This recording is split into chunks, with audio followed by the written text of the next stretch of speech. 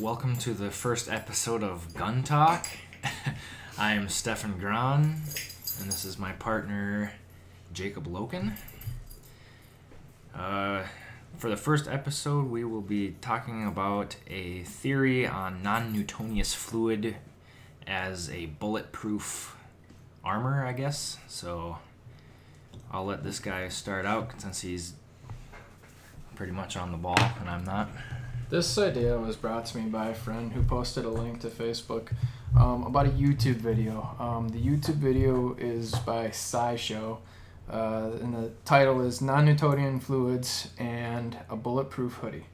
Without actually showing the YouTube video, I'll set a link in the description, but basically it talks about using oobleck, or a little bit more refined version of oobleck, as body armor, and he actually compares it to being able to use it as like a hoodie, like a wearable everyday piece of clothing that you can just put on and it would be bulletproof, so to speak. I watched the video. I mean, he has some very interesting points, and I've never actually heard of this idea before. I'm sure there's other YouTube videos out there that kind of describe or show people shooting at oobleck. I replied to this friend. What I wrote was that it's an interesting concept. First off, the fact that he compares a bullet to a falling apple is funny because he goes on a little Newton theme there and compares an apple to a bullet by dropping the apple into the oobleck and saying it's bulletproof, essentially. I'd like to see a test of it before knowing too much. I think that the hoodie will be awfully heavy and depending on the foot-pounds of energy that the bullet carries, it may give you bad results. Bulletproof is kind of a relative term. Just because you have a Kevlar vest on and it stops the bullet doesn't necessarily mean you're not going to die.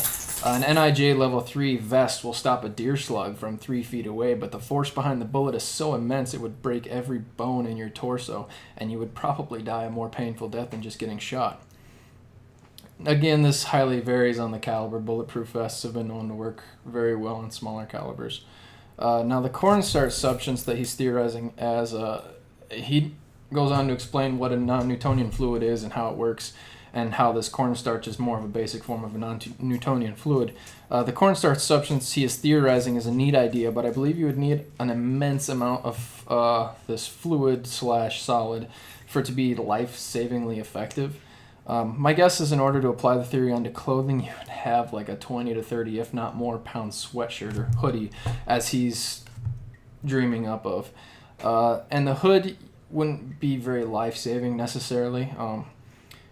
For example, I mean, he goes on to say that the hood could be a head protector from a bullet, and he's not necessarily wrong. It very well possibly could stop a bullet, and we're going to try and test that later.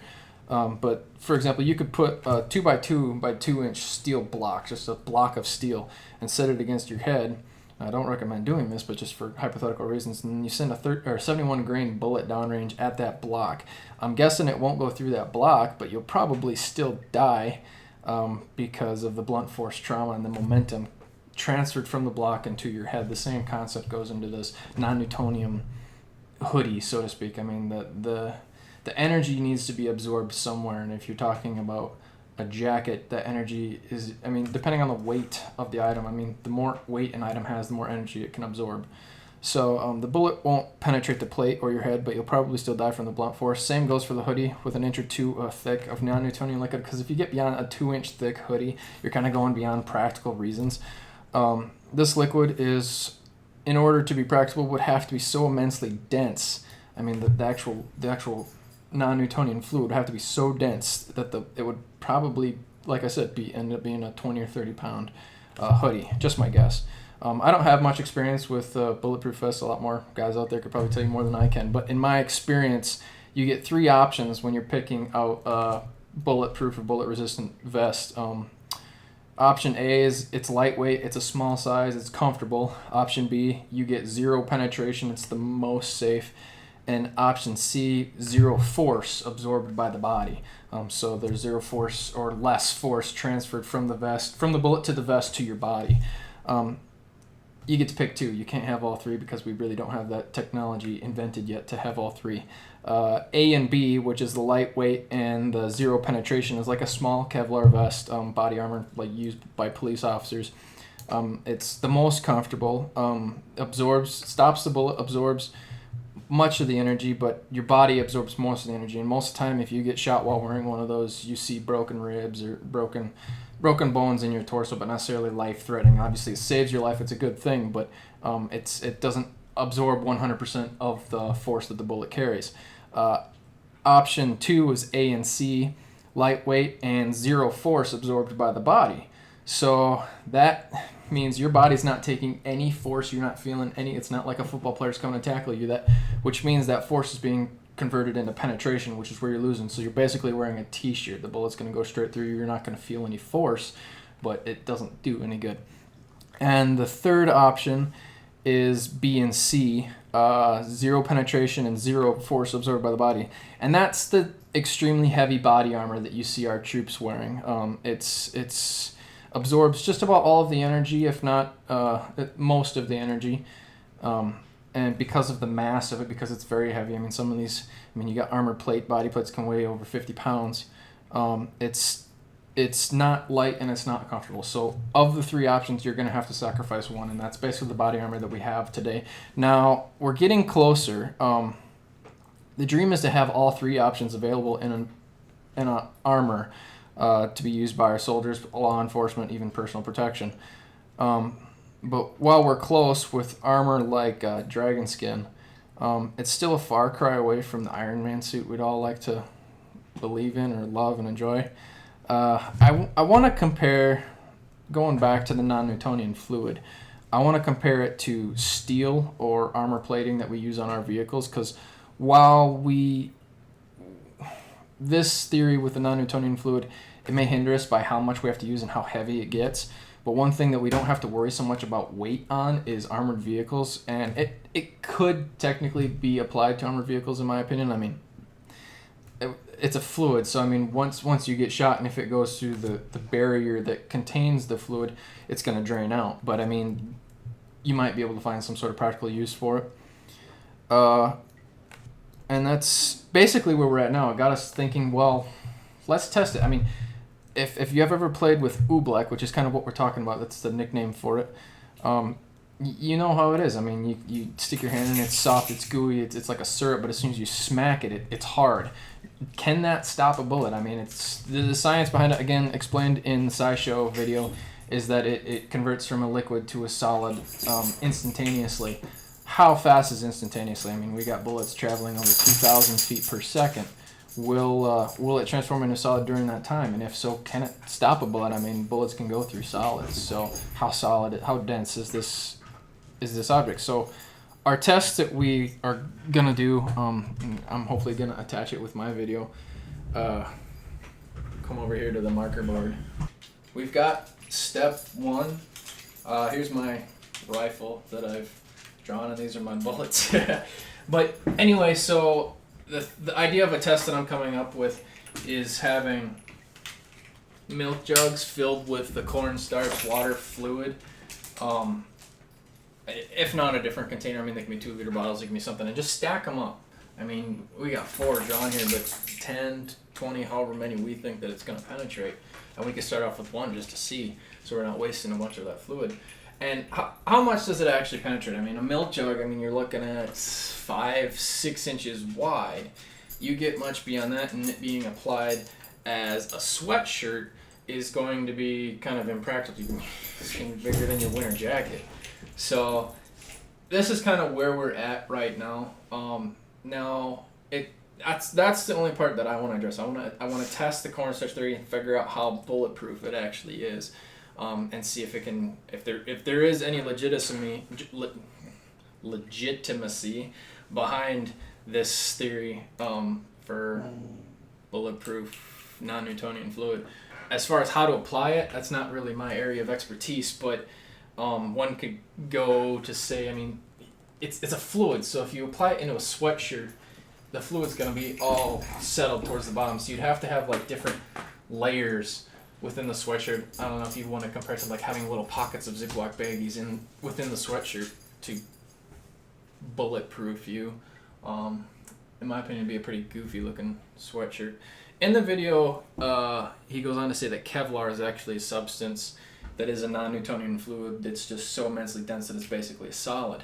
And so there is some refining. I mean, from what we're going to test and what they could actually use it for, there's going to be a gap there. But at least we'll be able to kind of just be able to test this theory out right here.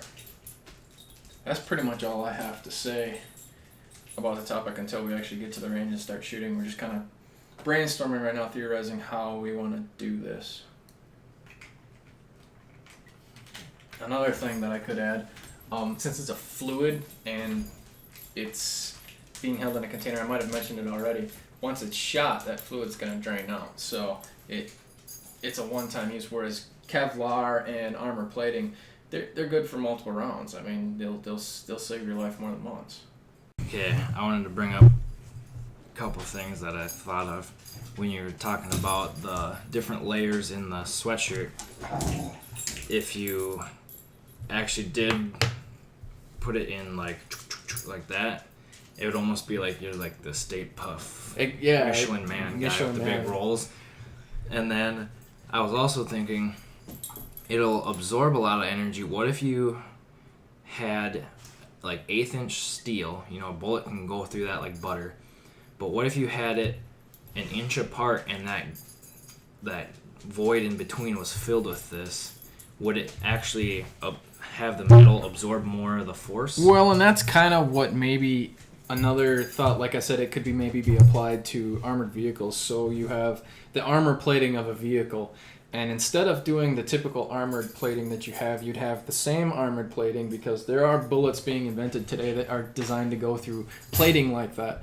And you'd have this, and you'd have this non-Newtonian fluid in between, almost like an insulation in a house, and then you'd have the inner wall, which is also armor plated. So you'd actually have 3 layers of armor plating, however the designs are, and then kind of like you're saying, have that as a filler in between the spaces, and maybe the bullet gets captured in there and never actually exits out through the final armor plating. Because I was going to say, we could actually test this on your channel.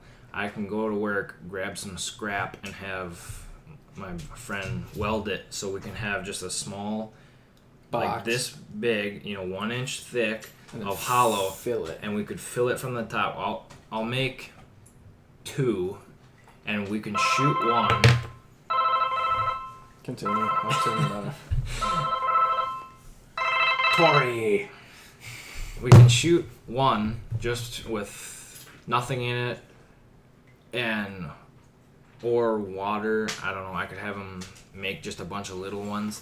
We could shoot 1, and then with the same bullets, same weight and all that stuff, we could shoot 1 that's filled with the non-Newtonius fluid and just see what happens. Like, maybe it'll still probably make a dent, but would it make a larger, almost like a crater, or would it make a small dent like you're hitting thick steel? That's okay. So I'm drawing something kind of up here. We're gonna do my best here. I'm not an artist. This guy's a lot better drawer than I am. So, okay, ultimately you got this box, kind of like this. I don't know if you can kind of see that. So what you're saying is you would kind of create something like this, and then we would be able to, like a fish tank, except it's steel, and we'd fill it with the fluid and shoot through it to see what the penetration is. And it'd only be an inch thick. Now, my question is, could you just build one box and put dividers in? So then we're making the most use out of one box. You don't have to bring home multiple boxes. I don't know how he would weld in those partitions. Okay, so you'd have your welder basically just create it, or even they wouldn't even have to be steel inserts, just enough to separate the fluid, because we'd be shooting at this side. So we'd be shooting here, here, and here. So these dividers could be plastic for all I care, so long as they hold the fluid and separate it out from the next one. Well, that's the thing. What if you shoot 1 and it knocks all those little dividers out from the force? Well, if it's steel plating, you'd hope it's heavy enough. Who knows? But until you get down and test it out. Because otherwise I can just make some little skinny, tiny boxes. This also depends on how thick the steel's gonna be and what we're shooting on. Because if you're, I mean, we'll need a constant, which is just 2 steel plates of however thick, the 1/8" steel. I was gonna start with 1/8 inch. See now what happens. Here's the problem with 1/8 inch. We'll be able to test it with like 223, 22-250. Your 8K could probably do it. All of the handguns we use, I think we're gonna have a penetration issue. I think they're gonna bounce off the steel. I guarantee you the 40 would go through that. Your like 40, butter. your 40 probably could. Yeah, I know. 380 most likely. No, 380 no, won't. it's too slow. 380 has less penetration than a 22. My 22s will go through frying pans, but my 380 bounces off of frying pans. And that steel plate you got me, or you got my dad or whatever, and we have it down there. The 223 and 5.56 will cut through it like butter. 45, 9mm will not. They'll bounce off. That would be another thing to check. You know, it won't bounce off, but what happens to the dent that it makes? How big is the dent? Yeah, like does it absorb some of that? So then the dent's really small. Oh, I don't know. I don't know. Yeah, that's a good question. I don't know if you'd see. I don't know if you'd be able to get a result based off the dent. I think in order to get a legitimate result, we need to have a through and through. So I mean, this would work, but I think if we do this test, we need to test it with a high power, not pistols, because. And we'll just keep the caliber the same. We'll use ball ammo on all of them. This one, say this one will be empty. This one will be full. This one will be full. This one will be full. This one will be full. And what's the difference? And since technically we only need 2, but if we've got... Well, we could fill one with water. And then one with non-nutonium, so we could have 3, and then we could save the last 2 of non-nutonium for different types of bullets. I mean, we could use a full metal jacket. We could use a varmint round, some sort of expanding round. Point. Hollow point. Yep. My guess is like if the first compartment or if the first test is empty, it's just 2 1/8" steel plates. It's gonna go through and through both of them. No, we're talking. I'm talking as if I'm shooting it with my AR, my 5.56. So then we go over to the water. 1 inch thick. You said. It'll be 1/8 inch. No, plus 1 inch of space. What we fill fluid, whatever fluid, we fill 1 inch of fluid, and then another 1/8 inch. I think it'll go through and through the water. I think it'll go through and through the cornstarch, the oobleck. I think it would go through and through the oobleck. Personally, I don't think oobleck.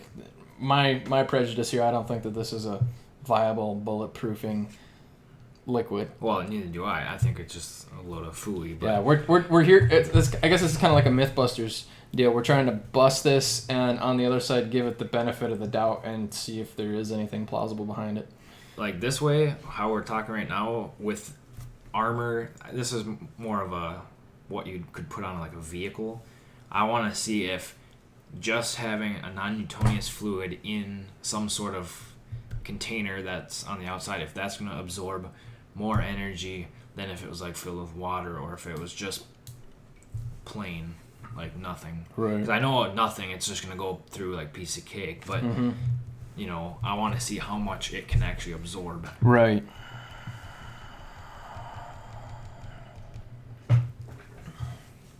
Yeah, I agree. Now, based off of one of my other videos, I did a 9mm versus 45 video, and I used ballistics gel to test it. And I think I used a 10% mixture of ballistics gel.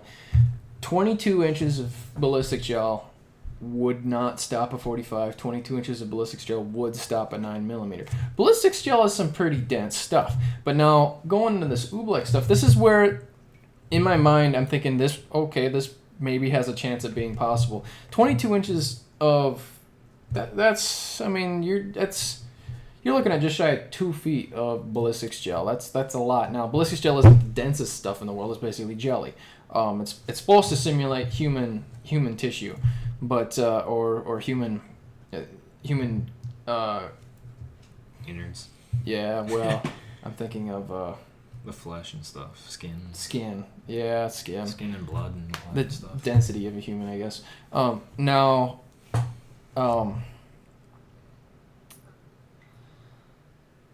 forgot what I was going to talk about. Okay, so going on to this now. It takes 22 inches to stop a 9mm. Let's go with the 9mm caliber and just stay constant.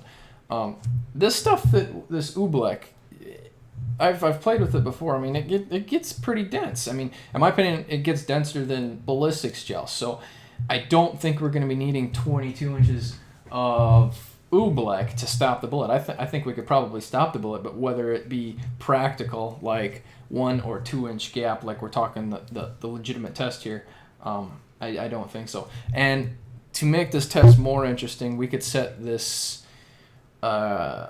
this contraptment up, this container for the liquids, and we can put ballistics gel behind it, so that if this was to be applied as a body armor and there was a person behind it, how would that person fare out? And that would give us an accurate test as to what we're looking at here. Yeah, that's pretty much all I have on this. I think is it a chance of being plausible? Very slim. I guess, what are we testing first off? We're testing, is it can it be applied as a bulletproofing or a bulletproof armor? And how on human and vehicle. On human and vehicle, and how practical would it be?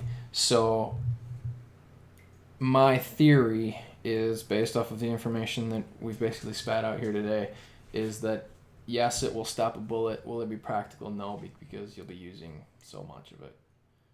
But we'll find out.